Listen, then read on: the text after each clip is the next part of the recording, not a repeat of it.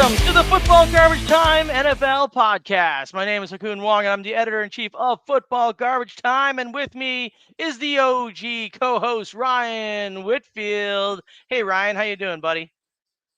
Doing good. Been a long time. Yes, I feel it's like we've been a minute. a month and a half off here. I think our last show with me at least was pre-draft. So happy to be back.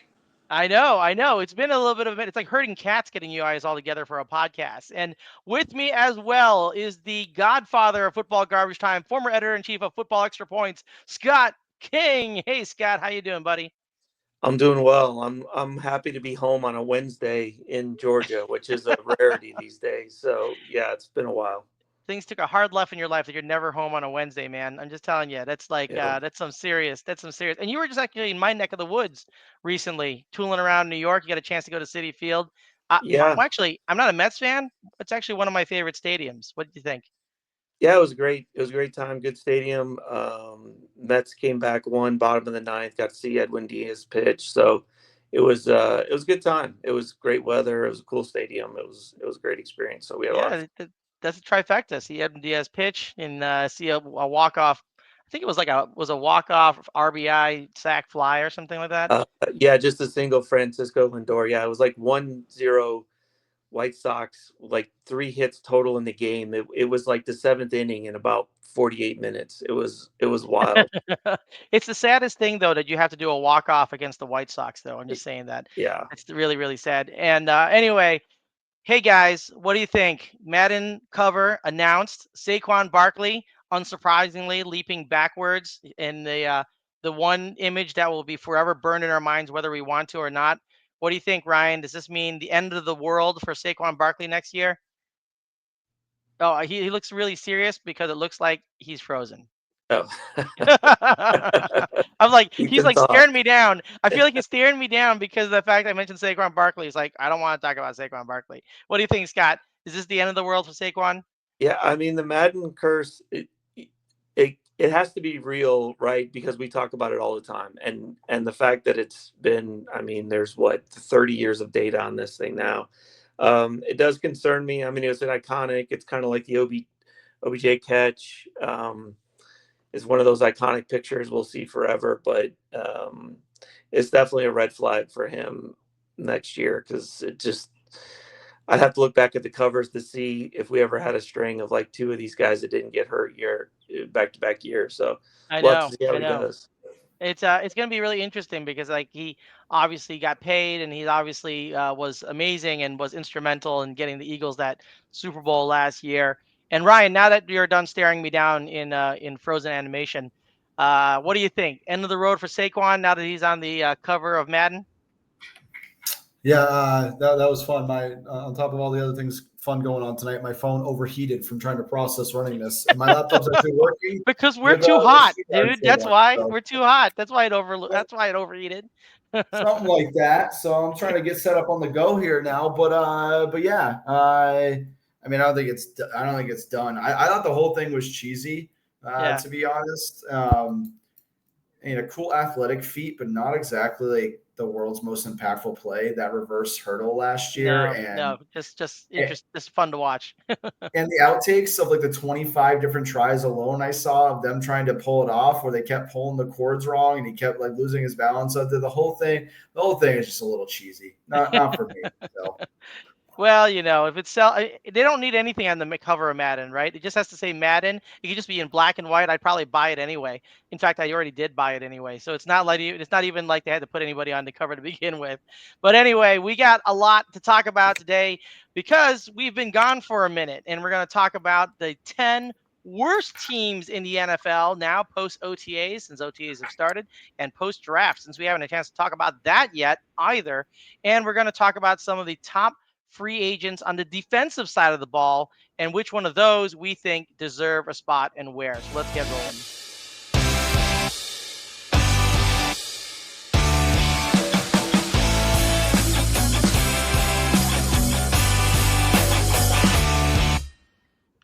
Okay, let's talk about the 10 worst teams in the NFL. And the way we're going to do this is we're going to hit each of us first to give us our full list of starting from 23 down to 32, the bottom of the barrel.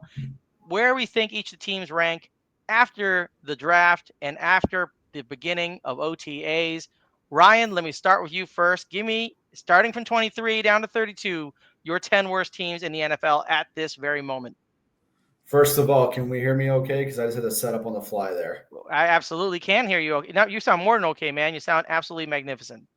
I can actually use my podcasting mic for once. What a revelation.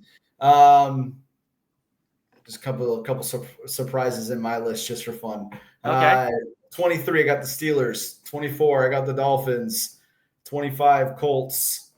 Then the Raiders. Then the Jets, Browns, Jags, Giants, Saints, and Titans. Okay, that makes sense. I think I can see all those, but we're going to talk about that in a minute. Why don't you go ahead and give me your from 23, Scott, down to 32? What do you got? I've got the Cards, Patriots, Colts, Raiders, Jets, Panthers, Giants, Browns, Titans, Saints. Okay, interesting. So you got the Browns and the Titans and the Saints at the very end, which seems like we have a little bit of consensus here as far as the worst teams in the NFL. Titans and Saints kind of bringing up the rear here, and Browns kind of sticking around there near the bottom for most of us. But I got to ask you first, Ryan, the Pittsburgh Steelers. Now, listen, I don't disagree because I bet you're going to tell me they got no quarterback, which is obviously a massive issue in the NFL today and any day, really. But Aaron Rodgers likely to sign there, maybe someday, whenever he can make the biggest headlines, because we all know he's a massive diva. But what do you think here? Is that why you have the Steelers there at 23? I mean, it's not why I have them there, right? It's a pretty important position in the NFL, and I'm just trying to on the fly do a search real quick because I don't remember exactly. Give me a second here. Sure. Because I hear you, like you, everyone is saying that Aaron Rodgers is likely to sign there at some point. So he's now another year older. He's not in there learning the playbook at OTAs, working with the team, building chemistry at all. And does the number 294 mean anything to anybody? Because that was the Jets' winning percentage last year. It's not very good. So, I mean, I've been on this for a decade saying how overrated Aaron Rodgers is on this show. It's really been proven out the last 4 years. So, like, if that is your best case scenario, is that Aaron Rodgers decides to roll his ass in there in August, I'm sorry, that's not enough for me to believe in. And beyond that, like I am a firm believer that a guy can be a good coach and his message can run stale and his time can just end and be up. Right. And I think that's where we're at with Mike Tomlin in Pittsburgh. He should absolutely get a job the next day somewhere else in the league. He's been Jeff Fisher the last 5-6 years in Pittsburgh. Oh, we know how you love Jeff Fisher. I mean, again, going back to the early days of this podcast, he's Mr. 500. I know they don't ever have a losing record, but they go 9-8 and get in the playoffs and get their ass kicked in the first round. So, I mean, again, I know they've done some things in the offseason. That's the most important position in football is the quarterback, and they don't have one. And their best option is a 40-plus-year-old guy whose football is probably like 7th or 8th on his priority list, or at least has been for the last decade. And he won 5 games last year with a better roster in New York. I don't know. You tell me. I don't know where the optimism is supposed to be. I saw one power ranking post-draft where they're ranked 17th. That is insanely high to me. I'm sorry. Yeah. At 23, by the way, isn't all that bad. I mean, that I think we were talking about this pre-show that it's tough when you get to 23. The bottom 5, I think we all can kind of get some consensus on. But when you go to 23, 24, 25, 26, I mean, those not necessarily bad teams. They're just teams that don't seem to apparently have any direct route to the playoffs or to have any significant upside. And that's where it gets tough because it's really hard to figure out that as we saw from last year, the Washington Commanders probably would have been in the bottom 10 pre-season, but at the end of the season, they were fighting it in the NFC Conference Championship. So you never can tell how those rookies are going to hit. But the Steelers just don't have any that really impact the team the way like a Jaden Daniels might. Scott, your number 23 was the Arizona Cardinals. Tell us a little bit about that because the Cardinals did not make my list and didn't make Ryan's list either. How did they end up at 23? Yeah, I think the point of the difference once you get from like 16 to 23 is 2 games, right? So I'd have to look at the standings, but it's the difference between 10-7 and 8-9, and that is such a razor thin margin. And when I looked at the list, it's looking at, okay, who's their quarterback? What do they do well? What have they done to improve themselves? And for me, Arizona is just sort of floundering. I don't feel like they've done anything that exciting to improve their roster. I'd have to look at their record from last year and kind of where they landed, but they're just right in the middle of the road. And maybe the ball bounces their way and they go 10-7, or the ball doesn't and they go 8-9. But they're not winning 12 games. They're not winning 13 games. This is a 10-win season at best, but the ball goes the other way, and they're 8-9. I just don't see them really getting anywhere. Yeah, and they have been kind of underwhelming. We've all thought that Kyle Murray was going to take him to the promised land, but he's had injuries and inconsistencies and all sorts of things. He may not be the guy that we think he is, but they do have Marvin Harrison Jr., so there's always that.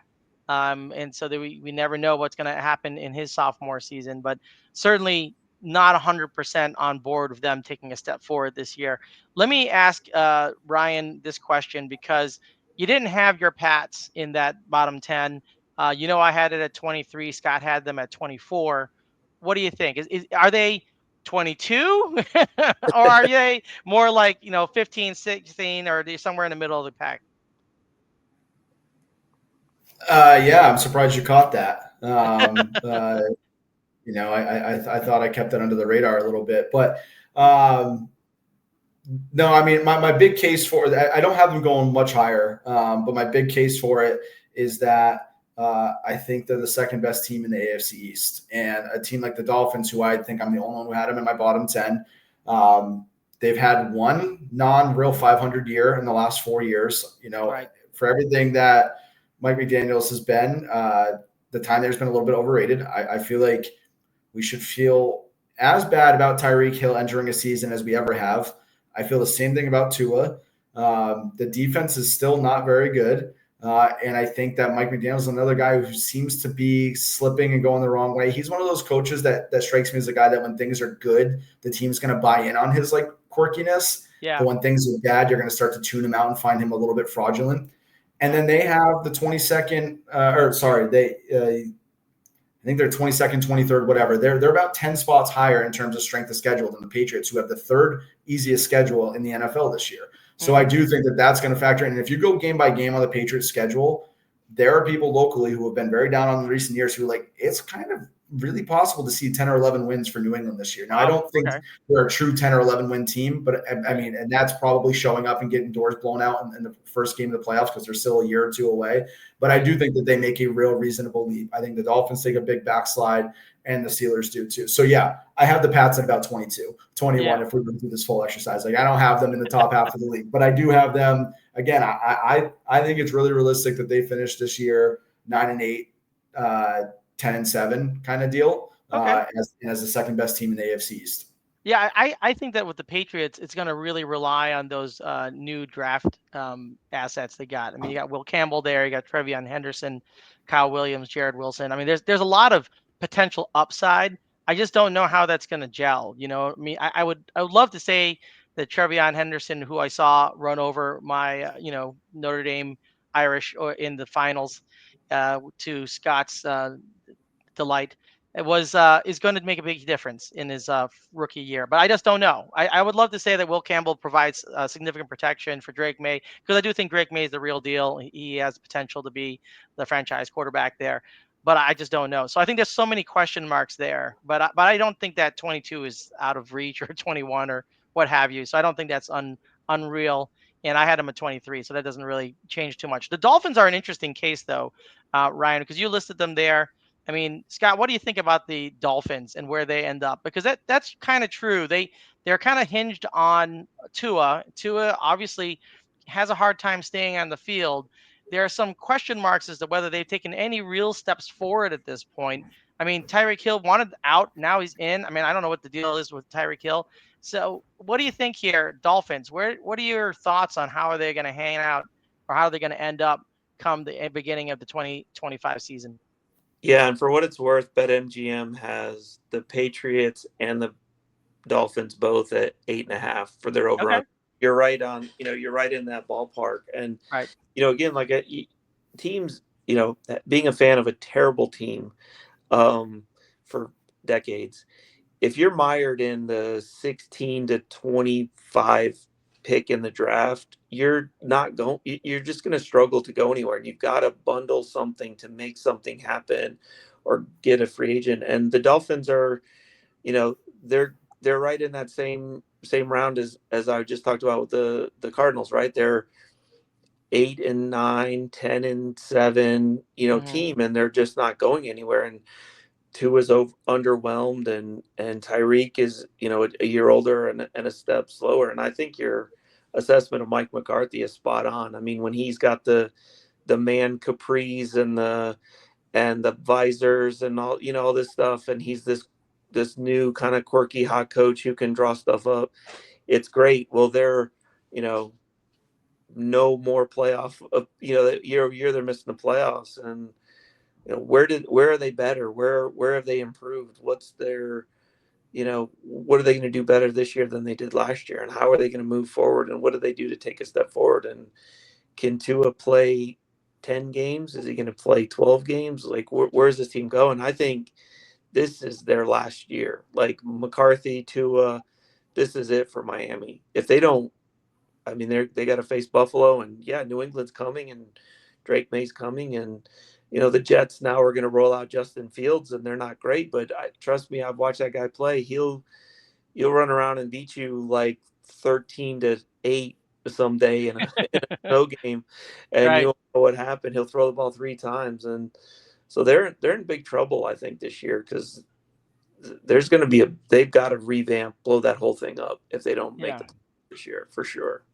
Yeah, there's some serious issues there. I think there's no significant major steps forward for Mike McDaniel's team. I think it's really kind of a big question mark for me as well. So, but the Dolphins would have been my 22. So, I think we're all in the same spot there. Let's get to the very back end though, and we're talking about the Browns, the Giants, the Saints, the Titans.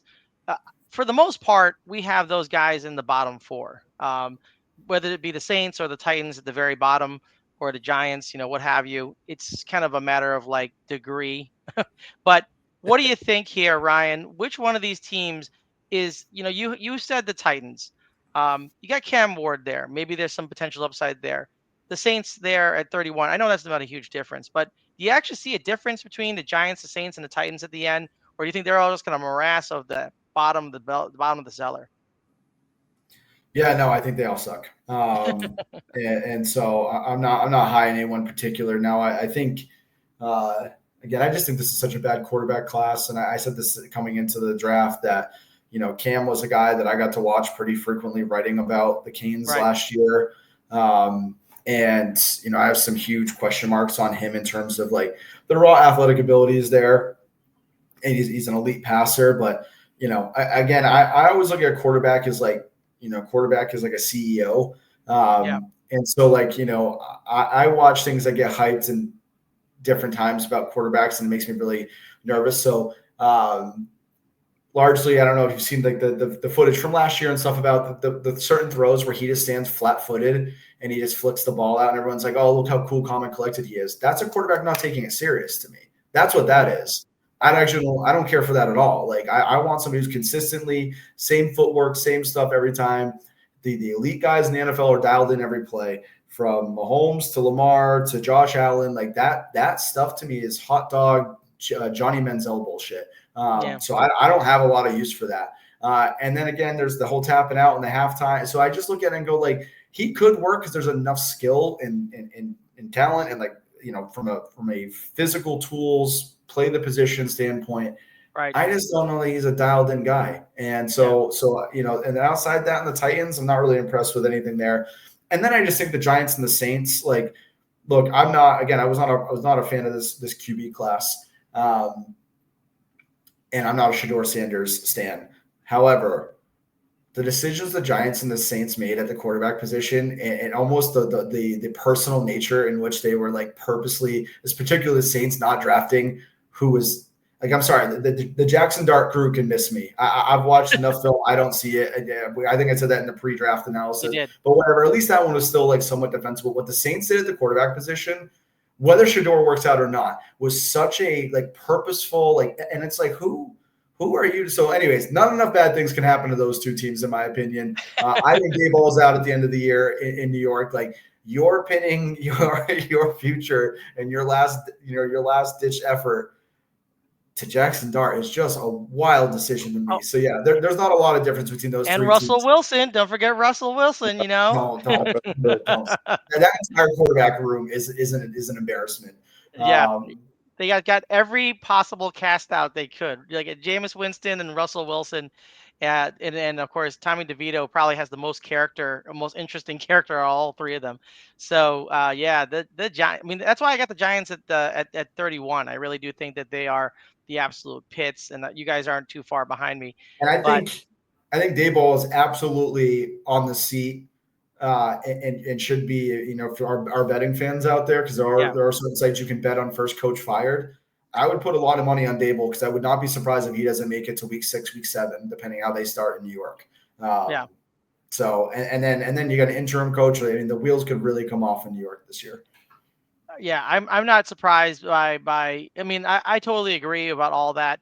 If you want to go, if you are betting on this stuff, the longest odds for Super Bowl champion right now are the Saints, and then you got the Jets, Browns, Giants, Titans. No surprises anywhere there. If it makes you feel a little bit better, some sites have the Patriots at better odds than the Dolphins, Ryan. So you got that going for you.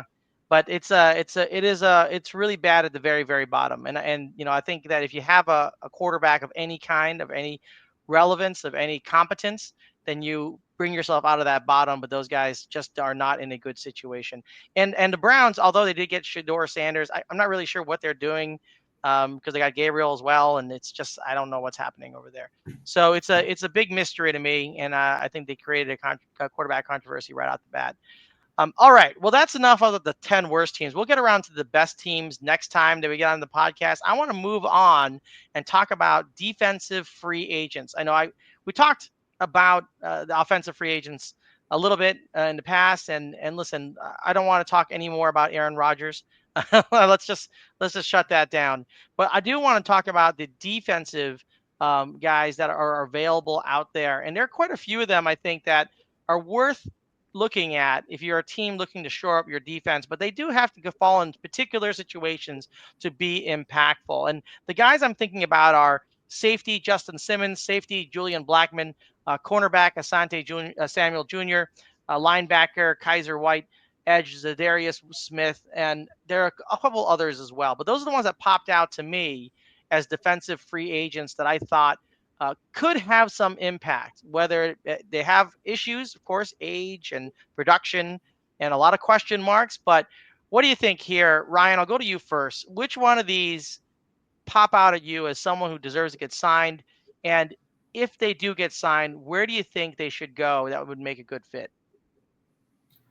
I think the easy one is Simmons to talk about, but again, you mentioned age. I mean, he's 8 years into his career now, going on 9, and I'd have to go back and check, but I feel like we went through this before the Atlanta signing last year as well. I feel like this is not the first time Simmons is out there hanging out, and so I think his best days are behind him. And I mean, I think that's, to your point, that the age the theme all around here is just these are older guys, right. And older guys come with a bunch of risk.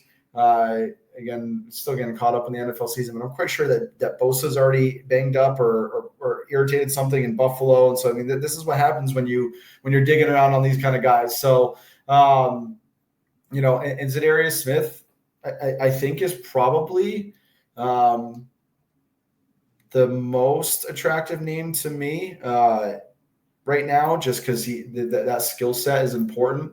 But I think that he's probably more of a mid-season acquisition or, early October kind of guy to me. That I'll just say that, I think across this list, we're probably looking at guys who are more likely to join in season now than they are ahead of season. So, Mm-hmm. but Za'Darius would be one that, like, especially, I think back to the old Patriot ways. That feels like a Chiefs move to me. Like late September, early October, all of a sudden, add a guy who has some pass rush ability into a package role. Yeah. They do when it love matters. getting veterans in late in the season. That's definitely a Chiefs move all the way around. And I wouldn't be surprised if Justin Simmons ends up the Chief as well. I mean, he kind of falls in that category, turning 32, coming up in November. But still productive. He was actually fairly productive while he was in Atlanta. He didn't get the All Pro selection last year, but he knocked down 7 passes, intercepted 2, had limited targets near him to just 57%. So there's some impact there that's still useful in terms of where Justin Simmons could land. Scott, let me ask you about that first, because of course he's with the Falcons. You're down there in Atlanta. So what are your thoughts on Justin Simmons? And then give us after that who stands out to you in that group as deserving a contract. Yeah, I think Atlanta had a lot of challenges on defense, and so he wasn't able to really do much. I think, like you said, these are the guys who are looking for injuries that are going to happen. Somebody blew out an Achilles today or an ACL I saw at practice, and so they're going to have to find the slot. And they're also, like you said, they're all veterans, right? So they don't, like Rodgers already came out and said he's not going to OTAs because he's old and doesn't care. And so Right. these guys aren't. Nobody's like, I think Jadeveon Clowney's still floating around out there too. These guys aren't knocking anybody's door down to go run around and run in pads. Right. So I think he'll definitely find a slot. I think Atlanta's defense they had at some point in the season, I think they had 0 sacks through like halfway through the year. I was actually going to pick on Za'Darius Smith as well because he went to Detroit last year. Yeah. And, the issue there was he's a great 2.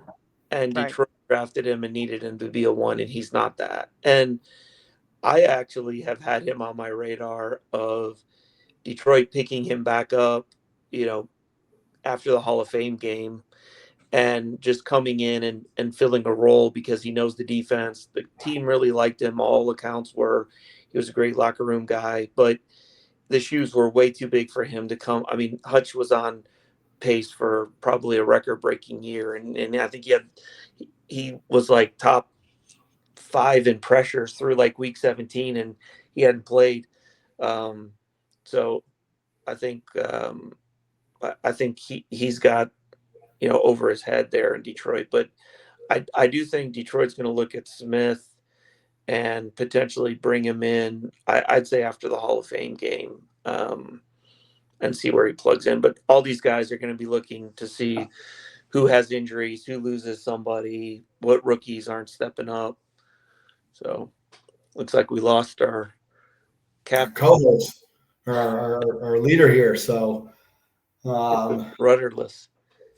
And I actually don't know how it's gonna affect the download of the episode after. So it's Still nice to not be recording. having technical issues here. I was just so upset you talked about those players. I just got to get out of here. I can't believe in Za'Darius. I can't believe I can't talk about the Lions anymore. As a side note, I did have them listed as number 4 on my power rankings last week, Scott. So I do believe in the Detroit Lions. I was going to mention that I thought it would be great to have him picked up to play opposite Hutch because I know he's off. He's off of injury as of May and probably going to be up and back. So lots of potential there as a 2. I hope you guys didn't use my name in vain when I popped off there because I feel I had my ears burning as soon as it all went down. We did. Don't check the audio. The podcast was going to go for infinity because I don't think there's anything we can do to turn it off. So this 8-hour podcast. Right. Nothing gets people on board more than the infinity podcast, right? I guess it never ends. All right, guys. With that said, we have now come to the end of the show. Let's go ahead and hit the air horn on the show. All right, Ryan, why don't you give us your social media so people can follow you? Yeah, so you can follow me on Twitter at Ryan Whitfield NE, and I will just say Justin Simmons, as a point of note as we sign off here, because I did look it up while you guys were talking, trying to figure out what could be part of this, and despite his production, and he had 18th highest snap counts for a safety last year. He was 113th out of 171 graded on PFF last year. So they individually, and I know PFF not everyone buys in on, but they individually had him graded quite poorly in last year, which could be playing a factor. Maybe the production is there, but the film is showing something different, and that's why he's having a hard time finding a job right now. Yeah, that probably the same thing's true for a lot of these guys. So I'm not totally surprised by that. Scott, what you got as far as your social media so people can follow you? Yeah, follow me, NFL Fantasy _more. Deep into NASCAR DFS, but short me this season because it's been tough. It's a tough time out on the track. So You hit one recently. I saw one in NASCAR you hit recently. I had a big a couple weeks ago, and then my guys seem to wreck each other, which is really hard to do. Right, because they know you picked them. That's why they're like, listen, we can't let Scott get this one. Let's just wreck each other. This will be great. Last year was too hot. I was like 15 weeks straight in last year. You set the bar too high, my friend. You flew too close to the sun. I'm punished. All right. Thanks for following us, guys, and thanks for coming out and listening. As usual, thank you for wasting time with us. Until next time, enjoy your NFL